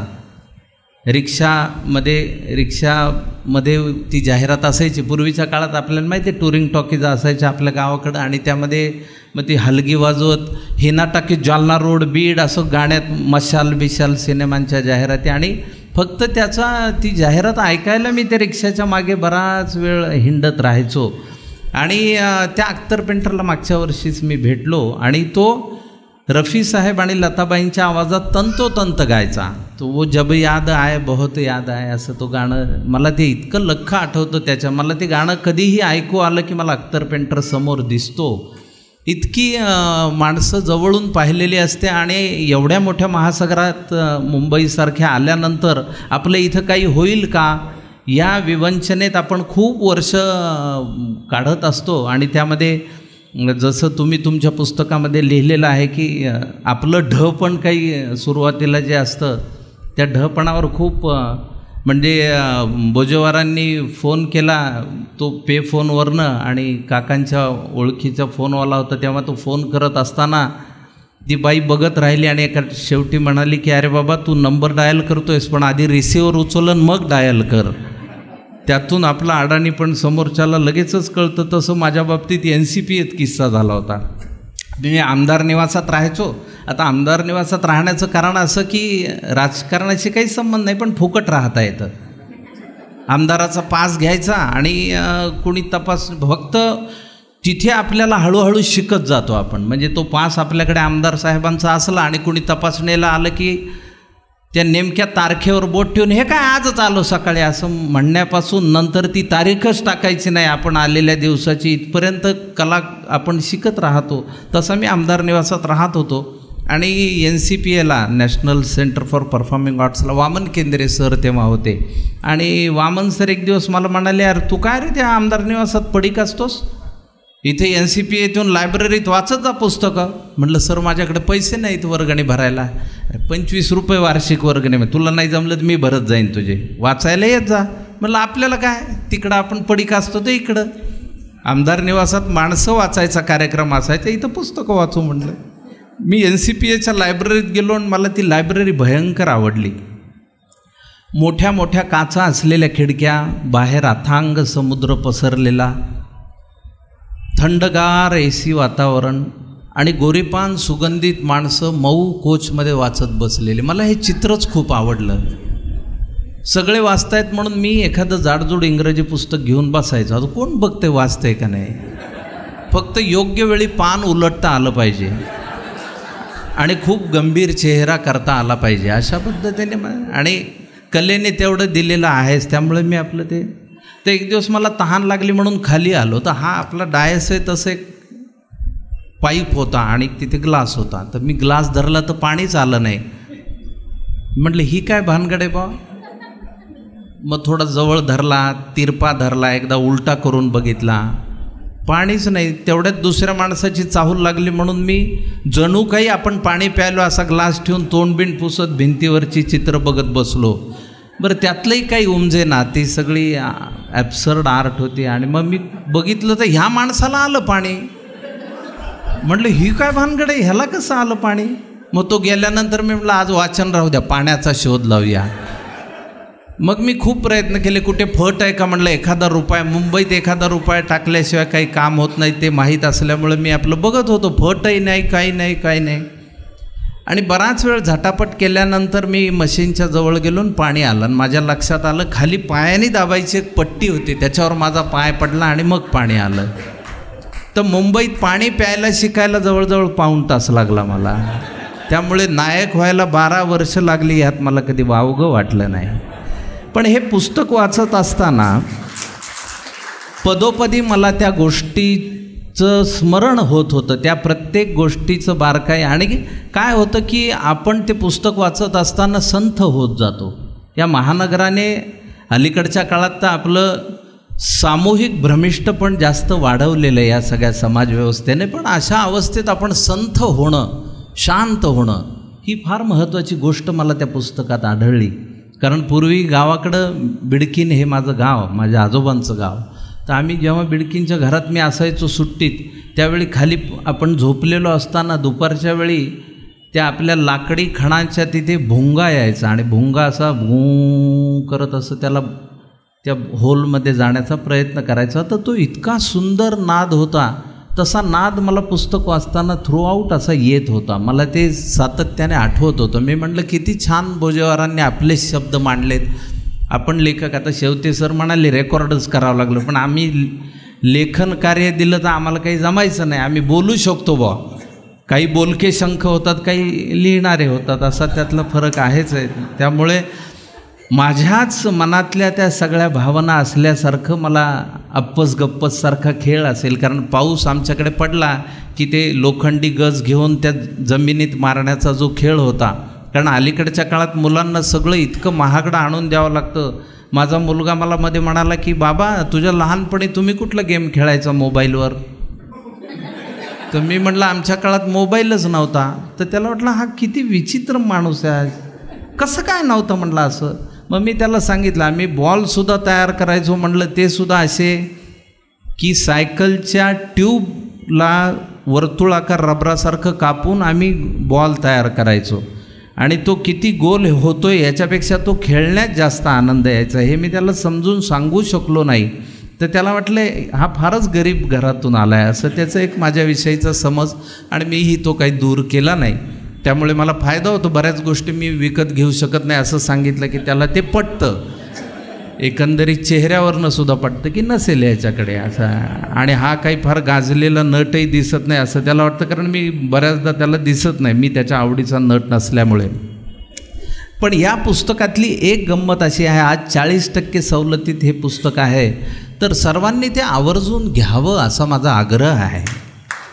कारण पुस्तकाचा प्रचार आपण करतो का, तर मी फार कमी प्रमाणात करतो. तुम्हाला ते फार भावलेलं असेल तर मी आवर्जून सांगतो. मी तसं संदीप वासलेकरांचं पुस्तक मी 150 प्रती घेऊन वाटलं होतं, एका दिशेचा शोध. तसं मला या पुस्तकाविषयी पण, म्हणजे ऋतुरंगचा दिवाळी अंक वाचणारे खूप वाचक आपल्यामध्ये आहेच आहेत, पण तरीसुद्धा त्याचं एकत्रीकरण होऊन आपण एका लईमध्ये जेव्हा ते एका बैठकीत संपवतो त्यावेळची मजा काही और आहे. आणि बोजेवारांचं लिखाण हे फार अकृत्रिम आहे, त्यांची भाषा ही फार मातीतली आहे.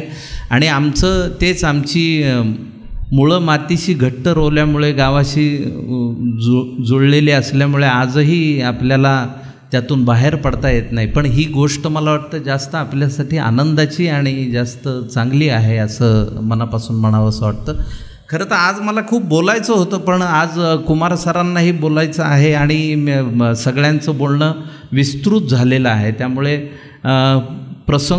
प्रसंगोचित किंवा समयोचित आपण बोललं पाहिजे असं भान मला अलीकडच्या काळामध्ये आलेलं आहे. नाही ते एरवी म्हणजे एका सभेमध्ये एक वक्ता बोलू लागला तर लोक कंटाळले, म्हणले हा थांबतोय कधी आता.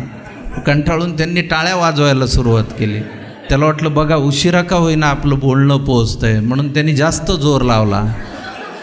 नंतर त्याचा घसा कोरडा पडला बोलता बोलता आणि त्याला वाटलं आपण जास्त बोललो, म्हणून त्याने सगळ्या श्रोत्यांची माफी मागितली. म्हटलं श्रोते हो माफ करा, घरातनं गडबडीत बाहेर पडलो त्यामुळे हातावर घड्याळ बांधायचं राहून गेलं. एक जण उठला आणि म्हणाला घड्याळाचं राहू द्या, मागच्या भिंतीवरचं कॅलेंडर तर बघायचं. बोलण्याच्या ओघात माझी अशी गडबड होऊ नये अशी काळजी घेतो. आणि मी रस्ता ओलांडला या पुस्तकाला फार मनापासून सदिच्छा शुभेच्छा देतो.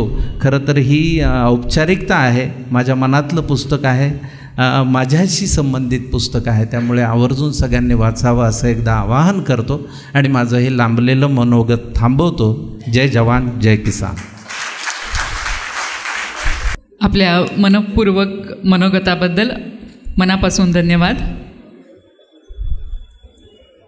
पद्मश्री कुमार केतकर सर, मगाशी बोजेवार सर म्हणाले तसं संपादक, विचारवंत, पत्रकार ही त्यांची खरंच खूप वरवरची ओळख आहे. महाराष्ट्र टाइम्स, लोकसत्ता, दिव्य मराठी अशा वेगवेगळ्या वृत्तपत्रांचं, तसंच इकॉनॉमिक टाइम्स, डेली ऑब्झर्वर अशा इंग्रजी वृत्तपत्रांनंतर त्यांनी संपादक पद भूषवलेलं आहे. ग्रंथालीचे ते संस्थापक सदस्य आहेत आणि भाषणांच्या निमित्ताने त्यांनी अक्षरशः महाराष्ट्र पिंजून काढलेला आहे आणि ते परडे वक्ते आहेत याचा अनुभव आपल्यापैकी अनेक जणांनी घेतला असेल. अनेक पुस्तकं त्यांची प्रकाशित आहेत, ॲमेझॉनवर बेस्ट सेलर आहेत, बदलते विश्व, विश्वामित्राचे जग अशी अनेक पुस्तकं आणि अर्थातच त्यांच्या संपूर्ण कारकिर्दीबद्दल अनेक मानाच्या पुरस्कारांनीही त्यांना पुरस्कृत करण्यात आलेलं आहे. मी विनंती करते आदरणीय कुमार केतकर सरांना की त्यांनी आपलं मनोगत, आपले विचार व्यक्त करावेत. व्यासपीठावरले सगळे लेखक, प्रकाशक, संपादक आणि अतिशय सुसंस्कृत असा ठाणे मराठी ग्रंथसंग्रहालयात जमलेला श्रोतृवृंद, आत्ता भोजेवारांनी भाषणाच्या सुरुवातीला सांगितलं की केतकरांचा संस्कार एवढा मोठा होता की त्यांनी नेहरू जॅकेट घातलेलं आहे. परंतु याचा अर्थ असा की बाहेरचा समाजाचा संस्कार ते जास्त पाळत नसायचं, नाही तर त्यांनी मोदी जॅकेट घातलं असतं. तेव्हा पहिल्यांदा त्यांनी मोदी जॅकेट घातलं नाही याच्याबद्दल मी अभिनंदन करतो. मग आपण पुस्तकाकडे वळू. आता त्यांनी अजून एक विधान असं केलं की मी काही आत्मचरित्र लिहिण्याएवढा मोठा वगैरे झालेलो नाही. तर वस्तुतः हे आत्मचरित्रच आहे. ते मोठे झालेत की नाही हा मुद्दा वेगळा. आणि हा जो एक समज आहे की साहित्य संमेलनाचं अध्यक्षपद आणि आत्मचरित्र लिहिण्याचा अधिकार हा फक्त वयस्कर झाल्यावरच मिळतो, तर तसं काही मानायचं कारण नाही आहे. ग्रंथालीचं वैशिष्ट्य हे आहे की ज्या वेळेला माणसं प्रथितयश नव्हती, काय ओळखीचीच नव्हती, त्यांची आत्मचरित्र आम्ही प्रसिद्ध केलेली आहेत. लक्ष्मण मानेंचं उपरा किंवा दया पवारांचं बलुतं किंवा अरुण लिमयांचं क्लोरोफॉर्म हे लेखक त्यावेळेला, ही सगळी पुस्तकं ज्यावेळेला ते लेखक पूर्णपणे अपरिचित होते, महाराष्ट्रालाच नव्हे कोणालाही, आणि त्या सगळ्या पुस्तकांना आंतरराष्ट्रीय पुरस्कार सुद्धा मिळाले. उपरा आणि बलुतला फोर्ड फाउंडेशनचा पुरस्कार मिळाला. त्याच्यामुळे आत्मचरित्र किंवा आत्मनिवेदनात्मक लेखन करायला प्रथितयश किंवा मोठं किंवा वृद्ध असावं लागतं असं अजिबात नाही. आणि हेच ग्रंथालीने मुख्यतः सिद्ध केलं आहे. ग्रंथालीची जवळजवळ सुरुवातीची सगळी पुस्तकं ही अशा नवोदित लेखकांची आहेत आणि ती अतिशय मोठ्या प्रमाणावरती गाजलेली. पांडुरंग कदमचं पुस्तक असेल तो तर कोणालाच माहीत नव्हता. आता भोजेवारांचं जे काही आत्मचरित्र म्हणूया असं आहे, ते आत्मपर असं जरी नसलं तरी त्यांच्या तुम्ही शैलीतलं पाहाल, आता मकरांनी सांगितलं तसं, तर त्याच्यामध्ये एक दृक्श्राव्य परिणाम त्यांच्या शैलीमध्ये आहे. आणि म्हणून मला कायम असं वाटलं की खरं म्हणजे ते पत्रकार आहेतच उत्तम, परंतु ते तेवढेच उत्तम स्क्रीन प्ले रायटरसुद्धा होऊ शकतात आणि आहेतच. मग त्यांनी ज्याचा अत्यंत थोडक्यात उल्लेख केला त्या 1000 नोटचा, त्याचं लेखन त्यांचंच आहे मुख्यतः. आणि ते लेखन करताना त्याच्यामधले सगळे स्क्रीन प्ले रायटिंगचे जे छटा असतात त्याही ते सगळे पाळतात. आणि म्हणूनच ह्याच पुस्तकामध्ये तहान या चित्रपटाबद्दल त्यांचा जो अनुभव दिलेला आहे, जे त्यांनी लिहिला, ते संपूर्ण पटकथा त्यांची आहे. तो तहान चित्रपट प्रत्यक्ष येईपर्यंत काय काय त्यांना कष्टप्रय प्रसंगातनं जायला लागलं त्याचं वर्णन तुम्ही वाचाल तर तुम्हाला हसावं का रडावं करणार नाही असं ते प्रकरण आहे तहानचं. आणि त्याच्यामुळे मला कायम असं वाटलं की समजा उद्या वर्तमानपत्र बंद पडली, जी पडू शकतात, सध्याचं वर्तमानपत्रांचा एकूण खप पाहता लोक आली वर्तमानपत्र वाचण्यापेक्षा मोबाईलवरतीच वर्तमानपत्र पाहतात, म्हणजे असं सांगतात की मी मोबाईलवरती वाचतो. प्रत्यक्षात मोबाईलवरती किती वाचतात मला माहीत नाही. मोबाईलवरती वाचण्याचा एक दोष असा असतो की आपण आपल्याला पाहिजे तोच लेखक, पाहिजे तेच पान, ज्यांना स्पोर्ट्समध्ये इंटरेस्ट आहे ते डायरेक्ट मोबाईलवरच्या वर्तमानपत्रात स्पोर्ट्सकडे वळतात. हातातलं जे वर्तमानपत्र असतं त्याच्यामध्ये सगळे विषय तुम्हाला पहिल्या पानावर, शेवटच्या पानावर, मधल्या पानावर, अग्रलेखाच्या पानावर मिळतात. तिथे तुम्ही चॉईस करून तिकडे जात नाही. तो तुमचा चॉईस नसला, तुम्हाला जरी स्टॉक मार्केटमध्ये इंटरेस्ट नसला तरी तुम्हाला स्टॉक मार्केटचं वाचायला मिळतं. इंटरेस्ट असेल तर तुम्ही वाचूही शकता, किंवा इंटरेस्ट नसेल तरी काय आहे म्हणून बघून तुम्ही वाचू शकता. तसं मोबाईलवरच्या वाचनात होत नाही. मोबाईलवरचं वाचन हे अतिशय नॅरोली फोकस्ड होतं आणि त्यामुळे बुद्धीसुद्धा नॅरोली फोकस कशी होते हे आपण दररोज पाहतो आहे आत्ताच्या आपल्या समाजामध्ये. त्या पद्धतीने समाजाचं वर्तन चाललेलं आहे आणि त्याच दिशेने आपली मतंसुद्धा जातात वोटिंगच्या दिवशी. तेव्हा तो दोष काही प्रमाणात हा मोदींचा नसून हा मोबाईलचा आहे असं म्हणायला हरकत नाही. तरी पण आपण असं म्हणूया की चित्रपट हा त्यांचा खरं म्हणजे आता ह्याच्या पुढच्या काळात वर्तमानपत्र बंद पडली तरी जोपर्यंत चित्रपट आणि पटकथा लेखन हे त्यांच्याकडे एवढं स्किल आहे, प्रचंड कौशल्य त्यांच्याकडे आहे. कारण त्याच्यामध्ये एक अतिशय प्रामाणिक, अतिशय सहज अशी मांडणी शैली आणि अतिशय सहज असं केलेलं निरीक्षण हे त्यांच्या सगळ्या लेखनामध्ये आहे. त्याच्यामुळेच असा सिनेमा ते अजून त्याच्या डोक्यात काय काही सिनेमे आहेतच, त्यांनी लिहिले आहे त्याच्यामध्ये, नुसतं तहान नाही. आणि आत्तासुद्धा बोलताना त्यांनी काय काही सांगितलं की काय काय चित्रपट ते आहेत. आणि ह्या पुस्तकामध्ये त्यांना एक मला लक्षात काय आलं की त्यांचा एकूण समाजामध्ये ज्या निरनिराळ्या क्षेत्रात एक प्रकारचं क्रौर्य असतं, बॉलिवूडमध्ये कशा प्रकारचं क्रौर्य आहे याचं अतिशय उत्तम वर्णन त्यांनी इरफानच्या लेखाच्या निमित्ताने केलेलं आहे. आणि ते क्रौर्य असतानाच त्याच बॉलिवूडमध्ये अतिशय सहिष्णुता आणि करुणासुद्धा असते, कंपॅशनसुद्धा असते त्याच बॉलिवूडमध्ये जिथे अतिशय क्रौर्य असतं.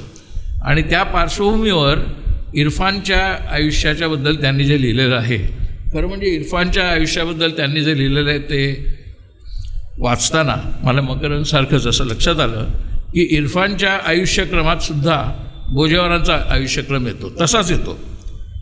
त्यांना इरफान जो जाणवला आहे त्यातला पहिला तो एअर कंडिशन रिपेअर करायला आलेला राजेश खन्नाच्या घरात एअर कंडिशनिंगचं मशीन रिपेअर करायला आलेला मनुष्य म्हणजे इरफान खान. तिथून ते सुरुवात करतात आणि इरफान खान किती वर्षांनी मोठा झाला त्यालाही 12 वर्ष लागली त्यांच्या म्हणण्याप्रमाणे त्या पोझिशनला यायला. आणि तरी इरफान खाननी अनेक वेळा नाउमेद व्हायचे प्रसंग असूनही नाउमेद झाला नाही. आणि तो किती मोठा नट झाला हे मला वाटतं इरफानच्या प्रेमींना सगळ्यांना माहिती आहे. आणि तो जो प्रवास आहे म्हणजे खरं म्हणजे इरफाननी पण असाच रस्ता ओलांडला आहे. आणि त्याच्यामुळे इरफान वाचताना तुमच्या लक्षात येईल की बोजेवारांच्या आत्मनिवेदनामध्ये किंवा आत्मानुभवामध्ये असाच एक इरफान आहे.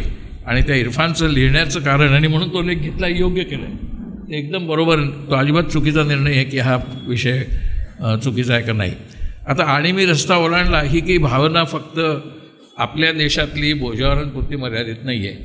आबाद मूव्ही नावाचं जे गाण्याचा ग्रुप आहे जगातला, त्याच्यामध्ये सुद्धा त्या गाण्याची एक ओळ अशी आहे की माझी ॲम्बिशन काय, लहान मुलं आहे काय ते 7-8 वर्षाचा मुलगा किंवा मुलगी असेल, ती मुलगी आईला किंवा मुलगा असं सांगतोय की my ambition is to cross the road, अशी त्या गाण्याची ओळ आहे.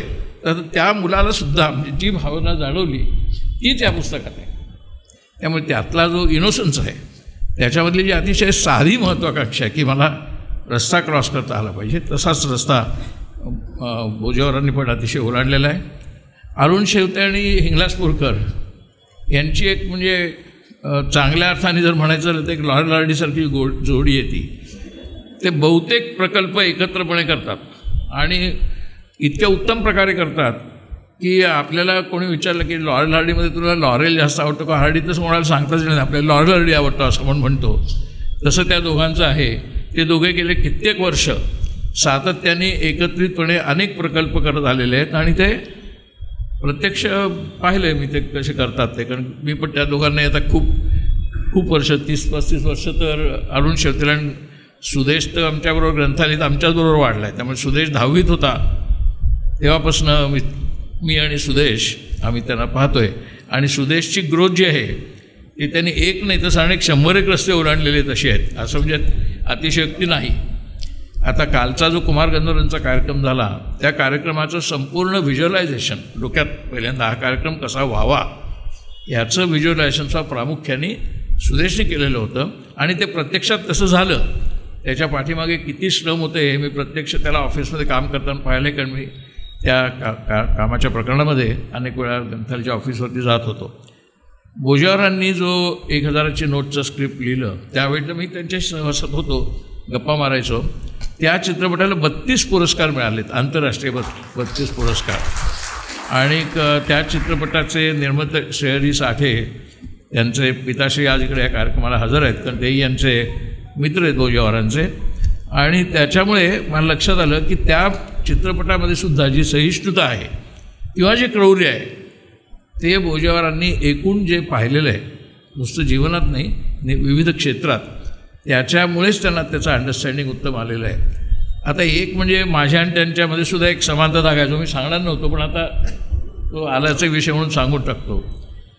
त्यांनी जसं ते टी व्ही रिपेअरचं लिहिलं आहे तसं मी पण माझ्या जीवनाची व्यावहारिक आणि व्यावसायिक सुरुवात ही रेडिओ रिपेअर करून केलेली आहे. म्हणजे मी बनवलेले म्हणजे ॲक्च्युली फिजिकली बनवलेले रेडिओ किंवा रिपेअर केलेले रेडिओ चेंबूरमध्ये निदान 50 लोकांच्या घरात त्यावेळेला वाजत असेल, आता कोण रेडिओ वाजवतच नाही, पण त्यावेळेला आणि ते माझ्या सगळ्यात जवळचं गिऱ्हाईक रेडिओचं, मी बनवलेल्या रेडिओचं गिऱ्हाईक म्हणजे रघुवीर तळाशीलकरच्या पुढे नेपथ्यामध्ये.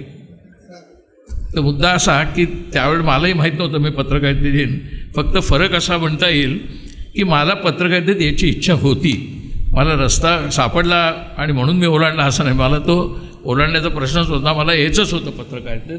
त्यामुळे रेडिओ रिपेअरिंग किंवा हे सगळं मी काय केलं. मग मी IIT जे गेलो ते पण electronic technician mechanic grade B म्हणून मी गेलो होतो. त्यावेळेलाही कोणाला वाटलं नसतं की मी पत्रकारितेत जाऊ, पण माझी इच्छा मात्र पत्रकारितेत जावं अशी होती. तर मला कधी असं खास करून मुद्दाम ओलांडला लागला नसता नाही. आणि त्याच्यामुळे मला असं वाटतं की ह्या पुस्तकाचा जो एक लहानसं पुस्तक आहे, पण ह्या पुस्तकातला एक जो दृश्य अदृश्य मेसेज म्हणूया तो असा आहे की सगळ्यांनी अंतर्मुख होऊन आपल्या आयुष्यातल्या कोणत्या टप्प्यांना आपण काय करत होतो आणि काय झालो असतो आणि काय केलं आहे याचं अंतर्मुख करायला लावण्याची क्षमता या पुस्तकामध्ये आहे. आणि ते प्रत्येकाला लागेल, ते अंतर्मुख होता येईल. एक फक्त शेवटचं असं सांगतो निमित्ताने या की प्रत्येक माणसाला सारखं काहीतरी वाटत असतं की आपलं काहीतरी चुकलं, काहीतरी म्हणजे आपण ज्या प्रोफेशनमध्ये आहोत त्याच्याऐवजी आपण दुसरं काहीतरी करायला हवं होतं. उदाहरणार्थ एकाने शरद पवारांना विचारलं होतं की तुम्हाला जर तुम्ही राजकारणात नसतात तर तुम्ही काय केलं असतं. तर शरद पवार म्हणले की मी राजकारणात नसतो असं चान्सच नव्हता, मी राजकारणातच असणार होतो, मी राजकारणात नाही तर काय असा प्रश्न येत नाही. तशा अर्थाची माणसं वेगळी. पण शरद पवारांनासुद्धा हा नाही तर दुसरा प्रश्न असा होता की राजकारण सोडा, समजा तुम्ही पंतप्रधान झालाच असतात, झाला नाहीत आता झालाच असतात तर असा प्रश्न मात्र त्यांना विचारू शकले असतं. कारण राहुल बजाज असं त्यांच्याबद्दल जाहीरपणे म्हणले होते की India did not have the best prime minister because he never became prime minister. आणि त्याचं वर्णन त्यांनी शरद पवारचं केलं होतं. मुद्दा कोणता मनुष्य किती प्रथितयश आहे, किती प्रसिद्ध आहे, किती वादग्रस्त आहे, किती मोठा आहे, किती लहान आहे हा प्रश्न येत नाही. प्रत्येकाचं आयुष्य हे नाट्यमय असतं, अतिशय स्फूर्तिदायक असतं, अतिशय कष्टदायक असतं. प्रत्येकाला त्या कष्टाचं यश मिळतंच असं नाही, पण त्याच्यासाठी आपल्याला यश या गोष्टीचीच नीट व्याख्या करावी लागेल. यश हे अलीकडच्या काळामध्ये आपण पाहतोय अतिशय त्या अर्थाने अतिशय कठीण आहे. उदाहरणार्थ आता केजरीवालांचं यश त्यांची अटक होण्यात आहे असं माझं मत आहे. केजरीवाल जर अटकेत गेले नसते तर त्यांचं यश कमी पडलं असतं, तरी मुख्यमंत्री होऊन नुसतं यश प्राप्त होत नाही. केजरीवालांना अधिक यश प्राप्त झालं ते त्यांच्या अटकेने, आणि ते की आत्ता पंतप्रधान नाही आहेत, त्यांचे ॲम्बिशन पत्र पंतप्रधान होण्याचे आहे, ते होतील की नाही तो भाग अगदी वेगळा आहे. परंतु मुद्दा असा की प्रत्येकाच्या आयुष्यामध्ये असे रस्ते येत असतात, ते रस्ते प्रत्येकाला ओलांडावे लागतात. ते नाही ओलांडले तरीही आपण किंवा ओलांडले तरीही आपल्या आयुष्याच्या नाट्यमयतेत कमीपणा येत नाही. ती एक अंतर्मुखता या पुस्तकाने प्राप्त होईल, ती तुमच्याही मनामध्ये येईल. इतकं सांगून मी 4 शब्द संपवतो. धन्यवाद. धन्यवाद सर. मला खात्री आहे की सर बोलत असताना थोड्या काही मिनिटांसाठी तरी सगळेजण अंतर्मुख नक्कीच झाले असतील आणि हे पुस्तक वाचायची उत्सुकताही आपल्या सगळ्यांना असेलच. तर जाताना सगळ्यांनी पुस्तक घेऊन जावं. व्यासपीठावरील सर्व मान्यवरांचे अगदी मनापासून आभार मानते, ग्रंथालय आणि ग्रंथसंग्रहालयातर्फे.